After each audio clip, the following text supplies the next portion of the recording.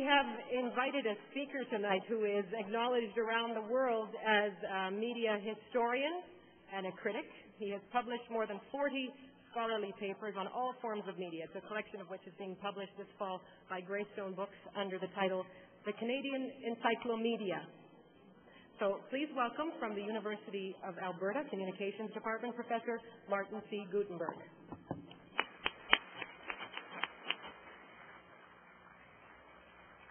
Thank you.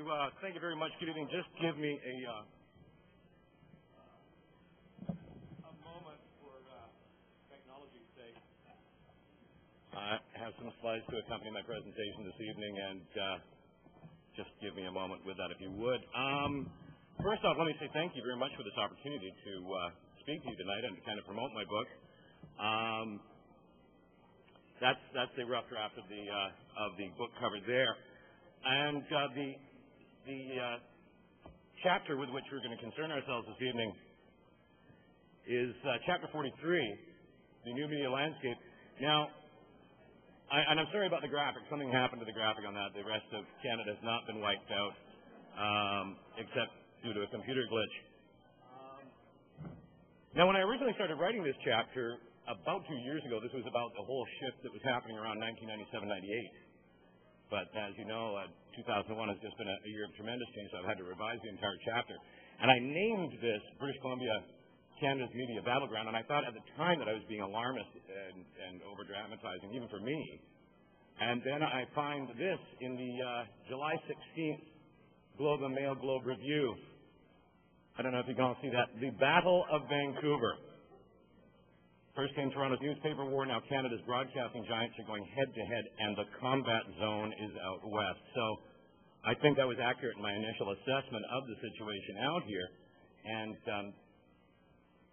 I'm not just a media critic, and I do work as a media critic, which is a difficult job to hold, especially in a room like this. But I'm not really an international media critic. I'm more of a sort of a garden Noam Chomsky, if you will.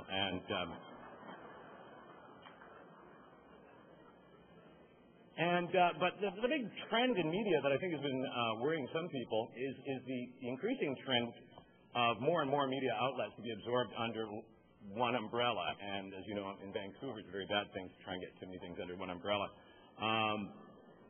But this runs completely counter to the trend of diversity in terms of distribution. I mean, with the Internet and World Wide Web, broadband, DSL and cable modem, satellite, cable television, digital, cable, the new wireless protocols where you can get your news on your cell phone, for crying out loud. It's crazy. And yet everything's coming together under one kind of voice, or at least that's the fear. Some pundits think that this is some kind of Orwellian prophecy being fulfilled, and to them I say nonsense. I've spoken to my associates at the Ministry of Truth, and they assure me that that's double wrong thinking. So what stands in between the creation of that one media voice controlled by large corporate interests is the very journalists in this room tonight that have that commitment to journalistic integrity running through their veins. And so that's what stands in between it. And that is not the threat, folks. It's not corporate interests. And I think that will be revealed. We're going to have a look at British Columbia in the pre-cable era. Basically, CBC had its repeater stations scattered around. This is in the 1960s. There was also, of course, a scattering of small market radio stations, newspapers, community newspapers, and a rare sort of anomaly in the Okanagan is kind of buried in there, but CHBC, a very strong presence in television, and it was a rare sort of CBC-CTV hybrid. And this so basically throughout most of the province, though, you had the one voice of CBC, and it was an Eastern voice trying to pass itself off as Western, and we never really fell for it, quite frankly.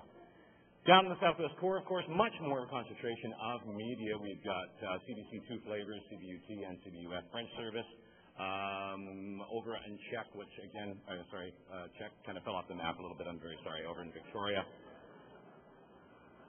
Chan or BCTV over in Burnaby, and then just sneaking across the border like some kind of Mexican radio station is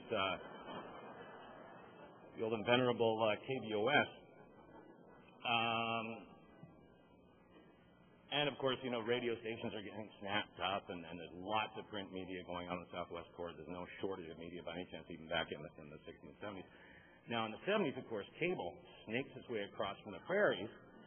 Now, it's ironic that cable was developed in the prairies where basically you have no need for it. I mean, come on, Saskatchewan, you put a transmitter on top of a grain silo, you've got province-wide coverage. But then again, I spent a month in Saskatoon one week, and I can understand why people get their cable and get their satellite dishes. But I mean, that changed everything. All of a sudden now you had just literally dozens of channels, and we started to get the consumers really getting saturated now with a lot of American content coming up. And here, everything starts to speed up, and we really kind of wonder who